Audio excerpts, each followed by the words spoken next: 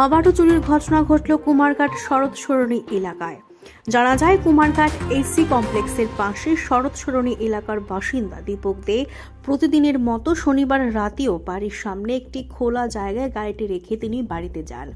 গাড়িটি ছিল TR02E1928 নম্বরের একটি 4 চাকার মালবাহী গাড়ি।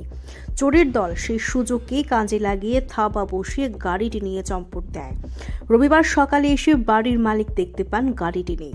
পরে খবর দেওয়া হয় পুলিশে। কালকে আমার এখানে একটা গাড়ি বোলেরো পিকআপ গাড়ি তো রাখা হয়েছে। সকালবেলা যখন 8টার সময় আমরা বেরিয়েছি বাড়ি থেকে, এরপরে তখন দেখা যাচ্ছে গাড়িটা নাই তো এরপরে খোঁজাখুঁজি করালে গাড়ি তো আর পাওয়াই গেল না। গাড়ির চাবি আমরা অফিস রুমের মধ্যেই আছে। কি গাড়ি? বোলেরো গাড়ি। এটা কি চুরি হয়েছে? গাড়ি, মাল গাড়ি চুরি হয়েছে। গাড়ি নম্বরটা এটা TR02E1928। এখানে কি আপনাদের বাড়ির সামনে রাখা ছিল? বাড়ির সামনে প্রতি রাতে এখানে থাকে? সব গাড়ি এখানেই থাকে। তো সকালবেলা উঠে দেখছেন গাড়িটা নেই। আপনাদের কি অনুমান আছে?